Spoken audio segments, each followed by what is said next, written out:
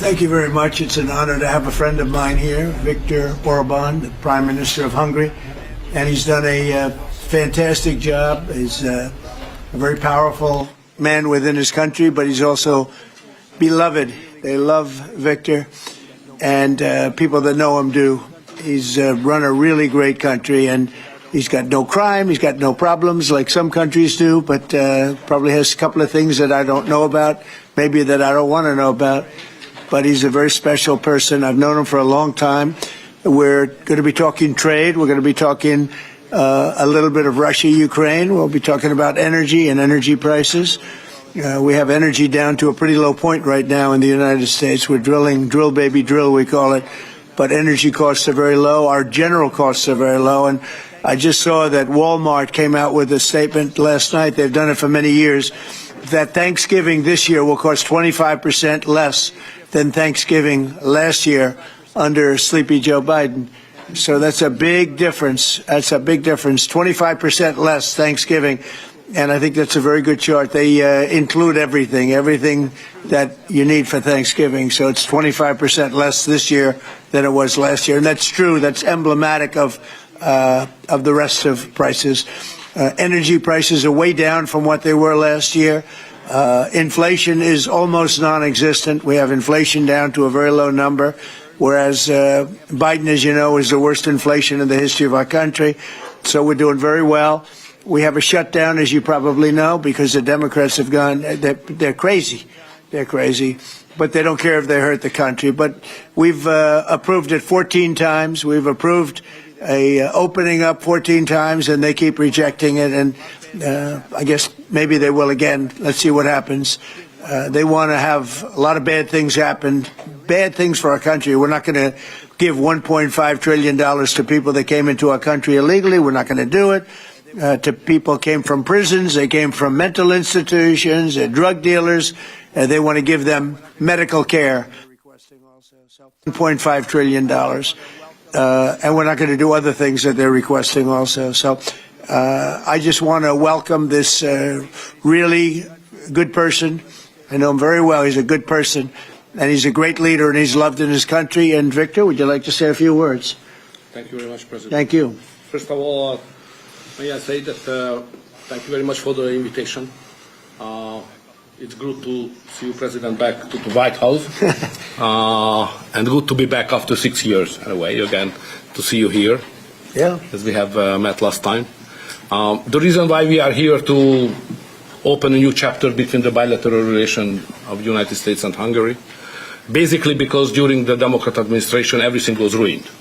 So after your leaving president, everything was basically blocked, ruined, cancelled, a lot of harm done by the previous administration.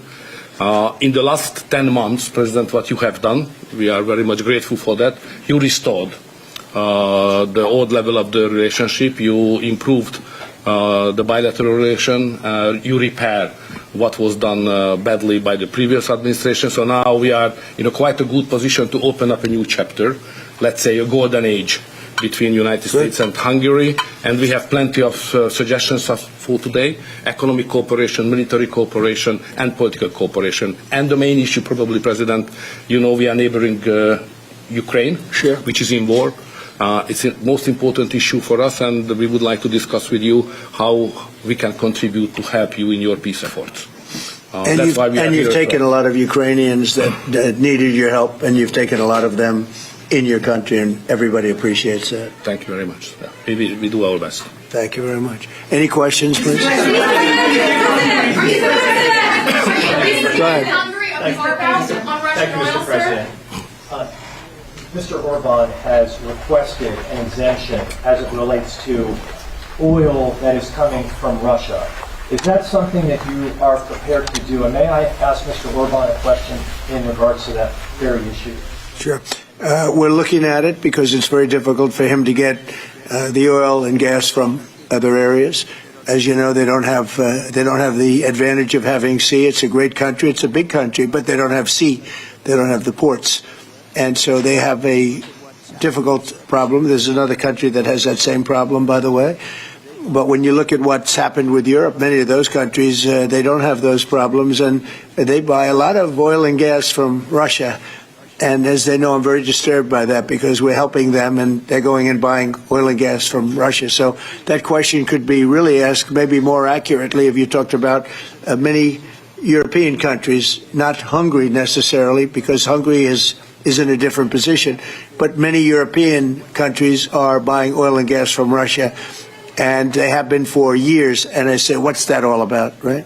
Thank you. Yeah, Thank you, Mr. Orban. So that will be one of the issues for Yeah. today, to explain clearly what would be the consequences for the Hungarian people and for the Hungarian economy not to get oil and gas from Russia, because we are supplied by pipelines. Pipeline is not an ideological or political issue, it's a physical reality, because we don't have port, exactly as the President explained to you. So we will negotiate on that point. It's vital for us anyway. Mr. Orban, there are two pipelines, as I understand it. There's a pipeline from Ukraine and there's a pipeline from Croatia.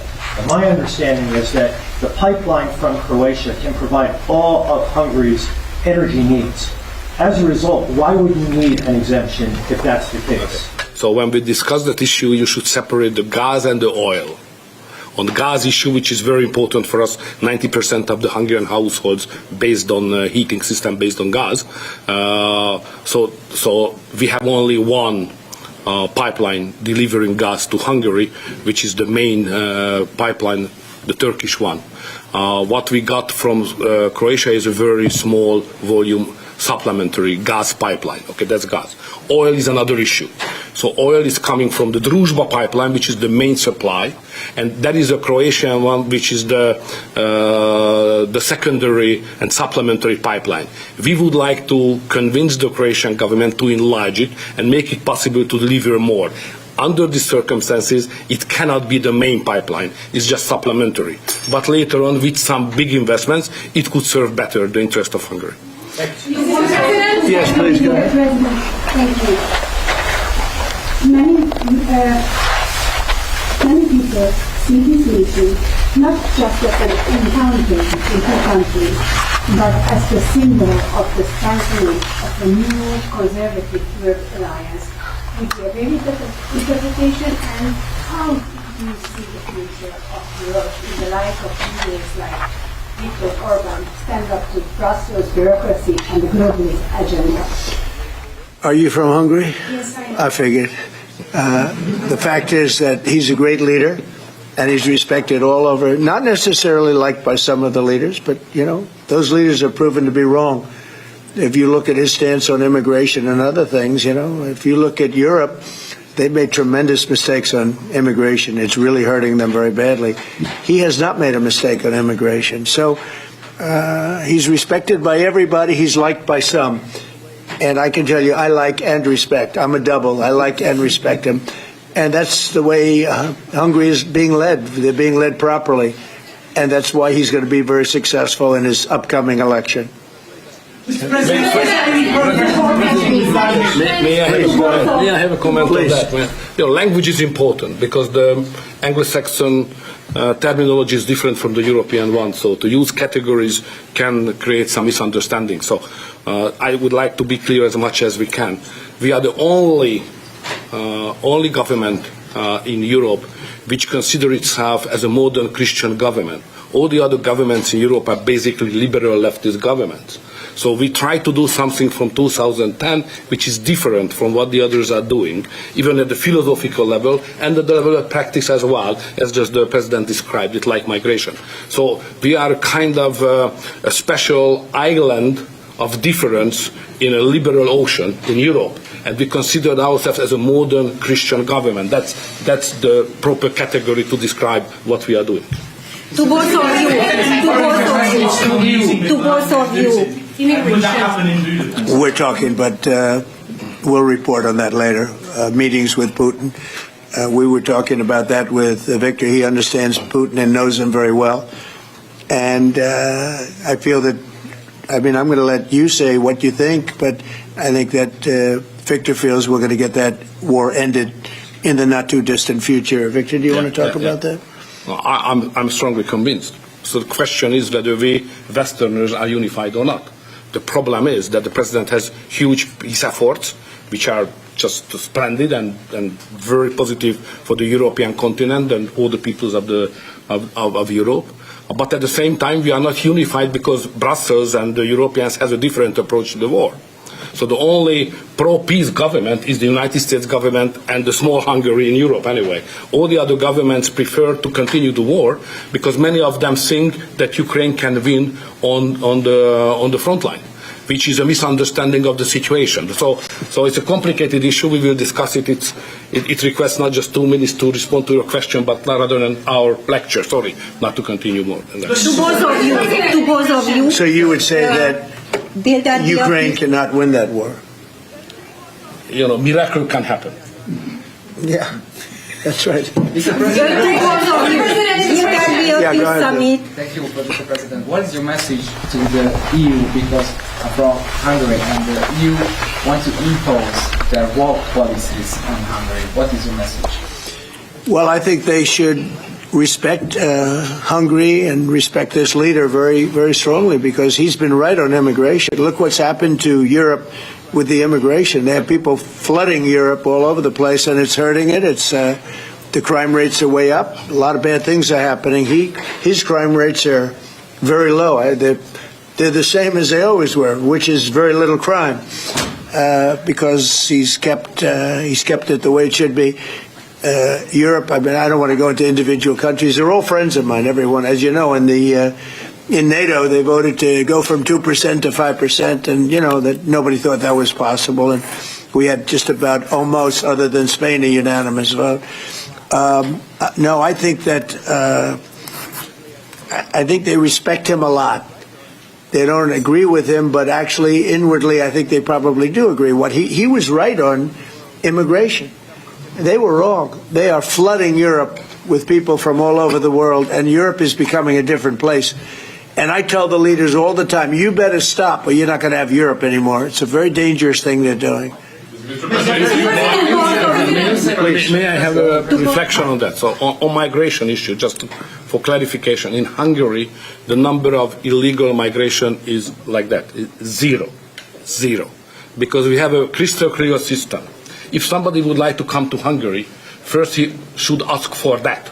If he gives the permission, they can step in. Nobody can step on the territory of Hungary without having a permission from the Hungarian authorities. This is the regulation, simple while working. What is the consequence of that? We are under sanctions, financial sanctions of European Union, because we don't let the illegal migrations to come to Hungary and to the European Union as well. So we have to pay, just to inform you, we have to pay every day €1 million as a punishment to the Brazilian budget, because we stop the migrants. This is the absurd world we are living now in Europe. To both of you. Go ahead, please. Jill? Yes, Thank go you ahead. so much. Thank you. I'd like to ask what do you think, what do you believe after this meeting? Can you have maybe, or the European Union will have another opinion about, just because of this penalty, another opinion about Hungary because of the immigration and because of this kind of politics, which is not that strictly as the European Union directs. What do you believe? Yeah, where are you from? I'm from Hungary. Okay. I do have that conversation with them, and I respect and like them. You know, they're all friends of mine. I think pretty much every single leader in Europe is a friend of mine. We get along really well. They've done everything I've asked them to do with NATO, etc. The only thing they continue to do is buy oil from Russia. That's not too good. But I told them they should respect this man. They can also learn from Viktor. Viktor has had a very hard stance on, more than anything else, immigration or even illegal immigration. He literally has accepted no one over the years. Think of how much greater these countries would be if they didn't have the tremendous crime that has come in with the immigration. People just flowing into Europe. They've got to stop it. And not only stop it, they have to reverse it. They have to get them out. We've done that here. We have 0 people coming in now. The borders are closed. We take people, but we take them legally. But we've done it very strongly, and we're moving hundreds of thousands, millions of people out. We had, of the 20 million people, 25 million, nobody knows even what the number is. They never knew. Biden had no idea. He had no idea. I don't believe he had any idea what was happening, because he wasn't about open borders. But we had open borders, and we had millions of people come in, and they were coming in from jails, They were coming in from mental institutions. They were coming in as drug dealers. We had 11,888 murderers. Half of them committed more than one murder. We're getting them all out. We're getting them out. He doesn't have that problem, but Europe does have that problem. Other parts of Europe have that problem. So, I tell them all the time, I stick up for Viktor Orban. Not a lot of people do because in many cases they're jealous. They wish they did what he did. They would have no problems if they did what he did. And I have a bigger heart than anybody, but, they've destroyed some of those countries. Some of those countries had no crime 10 years ago, and now they have quite a bit of crime. And I would say that I don't know anything about your crime levels, but I would imagine they're very low. Down. Huh? Very Not down. too high, right? No, it's very down. One of the best in Europe. I had a feeling. Sorry, may I have one remark? Sure, please. No. Just a clarification as well. I'm not here to ask help President Trump to manage my conflicts or our conflicts with the European Union. This is our matter, so we will do it. What we need is a golden age, to open a golden age of the United States-Hungarian relationship. That's the biggest help we can get from the United States. And maybe Europe too. We can include Europe. But it's going to get more difficult. So inside the European Union, we will manage all of our affairs. To be the most possible humble guy, yeah? But I'm the longest-serving Prime Minister of Europe. I survived all the Prime Ministers who attacked us. And I'm sure we will survive next years as well. So we will manage our conflicts successfully. Mr. President, one question for you, Mr. President. One question for the Prime Minister. Speaking of Europe, last month you said that you would not withdraw U.S. troops from Europe, yet 2 weeks later the Pentagon decided to withdraw significant number of troops from Romania. So have you changed your mind, or the Pentagon ignored your assurance? No, they don't ignore anything that I say. What they do is we make changes. We move. It's the same number, total number, but we move people around. I happen to like the Romanian people. I think they're great people. And Pete, you may want to suggest something right there, please. Absolutely. No, nothing was uncoordinated with the White House. It's all part of the view that we have of Europe, and there will remain troops in Romania, but there's some change in how we rotate and how many we rotate. And the relationship with Romania is very good, right? Very good, and we've coordinated all this with Secretary General Ruta, throughout EUCOM, throughout our allies. Everyone was notified in advance. The relationship with Romania is very good. The relationship with Europe is very good. I disagree with what Europe is doing having to do with immigration, but I agree with them on many other subjects. We just signed the biggest trade deal ever made with Europe, $950 billion. We were able to do it because of tariffs. It was a deal that was good, very good, but we had a very unfair deal. We were treated very badly before I came into office, but we just signed. It's the single biggest trade deal ever signed. So we have a very good relationship with Europe. Yeah. What is the main dispute with the Russians which prevent the Budapest summit with Putin from the basic dispute is they just don't want to stop yet. And I think they will. I think it's taken a big toll on Russia, a big toll on both countries, obviously, but it's taken a big toll. They're losing 7,000 soldiers a week. That's a big toll. And between the two of them, divided, with Russia losing more soldiers, actually, but they're both losing a lot of people. And that's the primary thing that, with me, it's not economic, it's not money. In fact, we don't spend any money. We send it to NATO. They pay us for our missiles and for our military and everything else. It's not a question of money. It was with Biden. He spent $350 billion. He got nothing for it. The war would have never happened. If I were president, the war would have never happened. I think you would agree with that. This war would never have happened if I were president. It's stupid that it happened. But it did happen. I inherited the war, and I think we're going to get it ended. Not too distant future. Mr. President, yes, please. So no question that if that time the name of the United States president would have been Donald Trump, there would be no war between Ukraine and Russia. That's clear.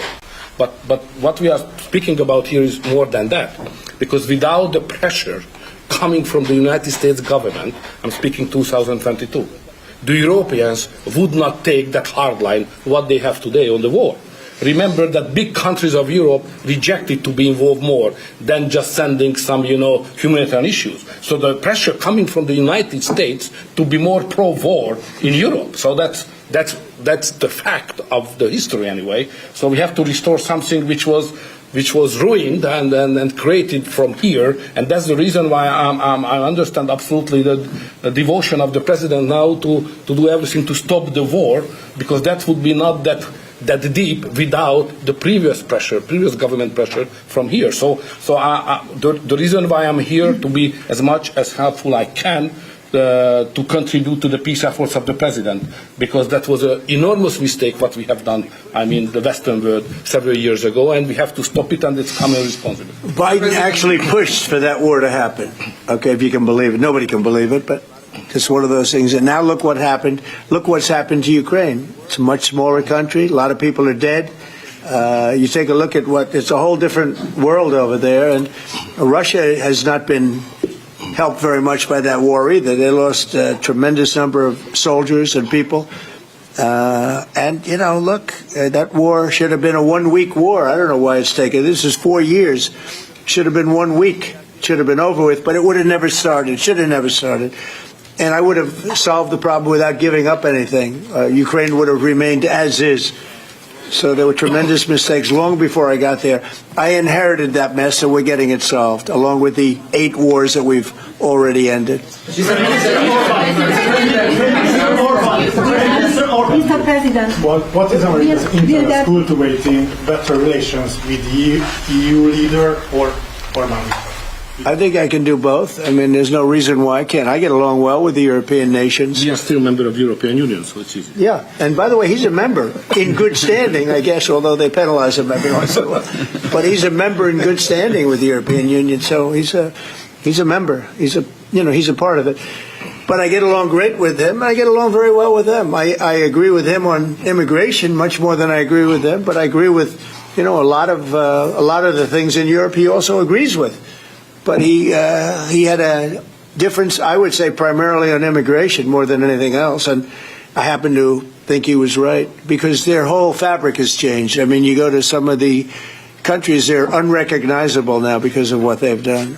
And Hungary is very recognizable. Yes, ma'am. Mr. President. yes, Mr. President, will there be a peaceful meeting in Budapest still this year? What do you think? You mean a meeting with President Putin?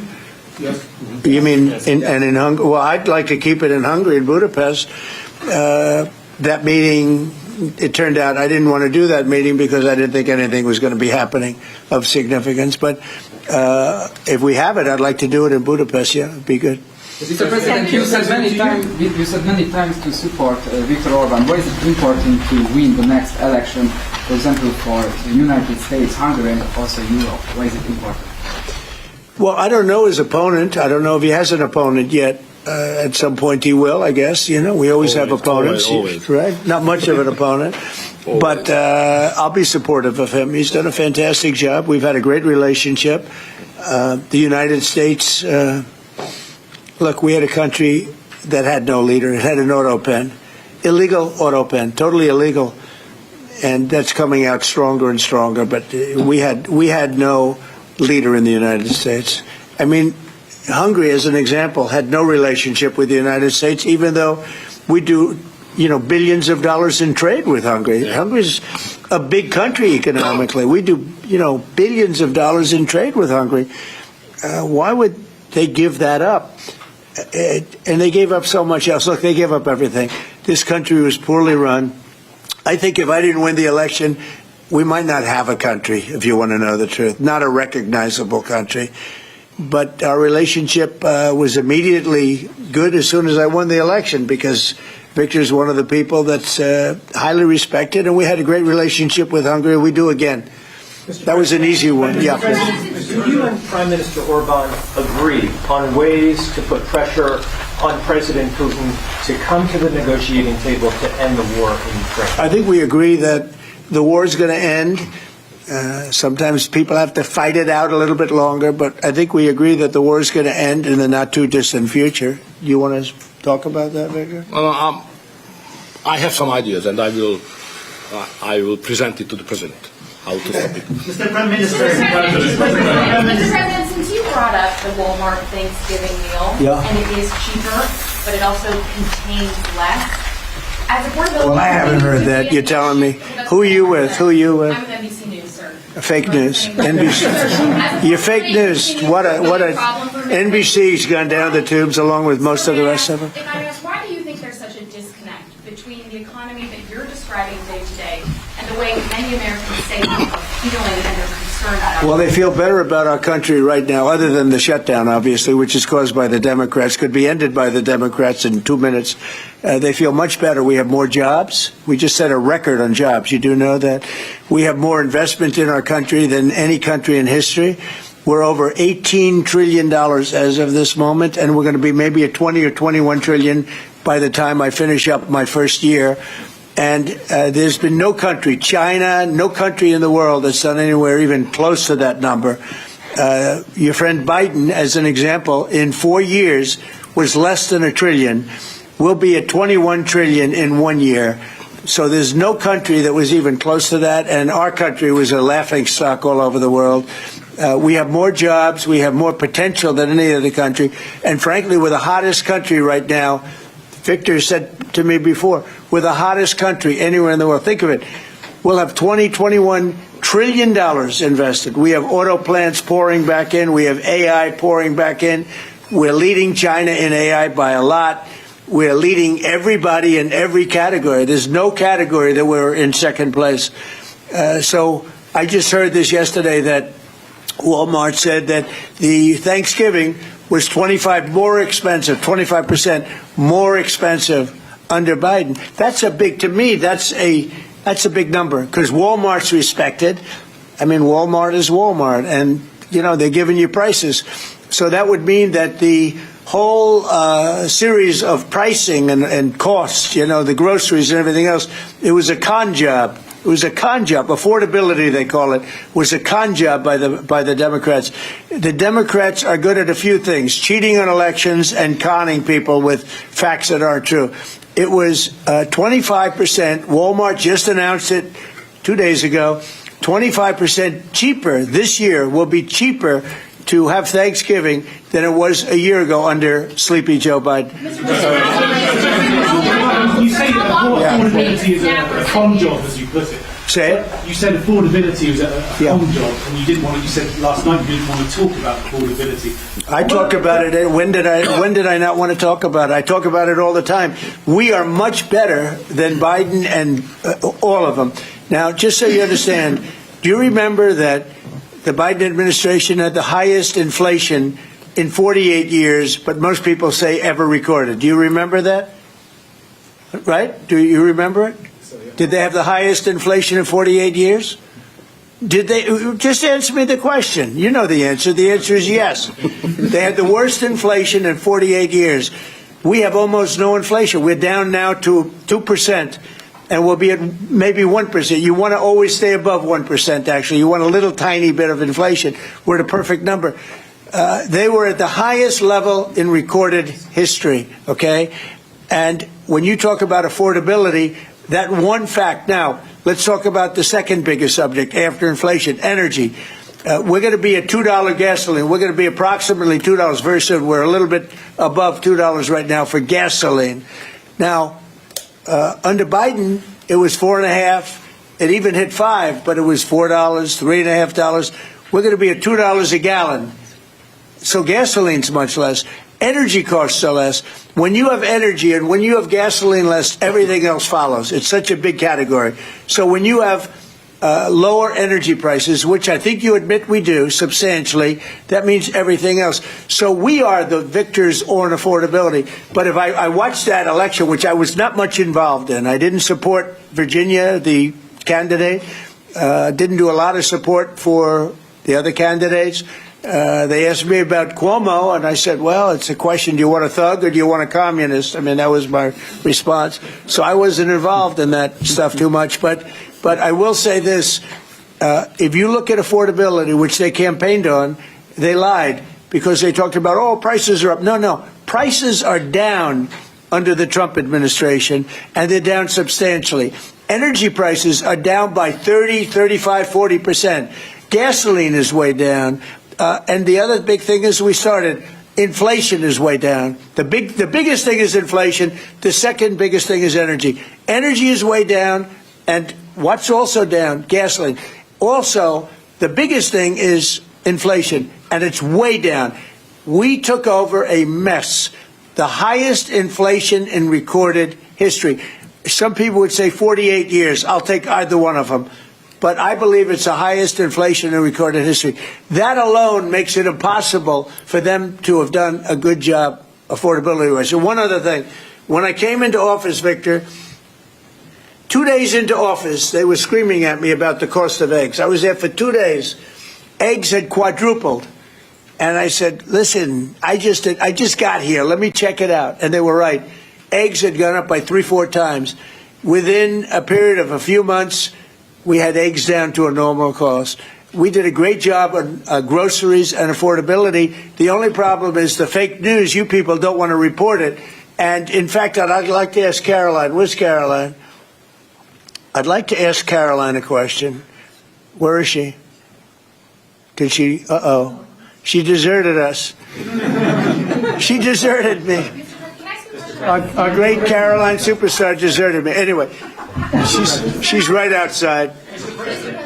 She was going to talk about, because the fake news yesterday, they talked about that. They said, I don't want to talk about affordability. The reason I don't want to talk about affordability is because everybody knows that it's far less expensive under Trump than it was under Sleepy Joe Biden. And the prices are way down. Caroline? Yes, sir. Could you discuss that question that was asked, and how it was asked in such a fake, disgusting manner by the fake news? Yeah, and I just saw it asked again here, and it's very unfortunate that the reporters in this room refused to address, sir, what you just said, which is that you inherited the worst inflation crisis in modern American history, and you are fixing it in 10 short months. And your entire administration has been tasked with this effort, from Treasury Department to Agriculture Department to the National Economic Council right here at the White House. They are slashing regulation. He signed the largest middle-class tax cut in 6 months. In 6 months, in record time, putting more money back into your people's pockets. So affordability is what the American people elected this president to do, and he is doing it. And you guys refuse to cover it, and you refuse to cover that the previous administration created the worst unaffordability crisis in American history. And I've been watching the TV all day, saying that he doesn't want to talk about affordability. That's what he's working on every day. And that's what I'm talking about right now. But you know why they refuse to cover it? Can I because they're fake news. That's why. Go ahead. Can I get her someone? Sure. Caroline, the Prime Minister would like you to work for him in Hungary. Please consider. You know what? That's a very good decision you just made. Please don't leave us, Caroline. Yeah, please. You spoke to Republican senators. They do not seem interested right now in getting rid of the filibuster. That's too bad. They're making a big mistake. That's right. No, but they're coming my way. You're right. Wait a minute. The way to do it for the Republicans is to terminate the filibuster. They call it the nuclear option. This is the second form of nuclear. Very good. Very good. This is a good form. This is not a bad form. I would have been in favor of that a long time ago. But you know the Democrats are going to do that. And most of you will admit the Democrats are going to do that. So why aren't we doing it?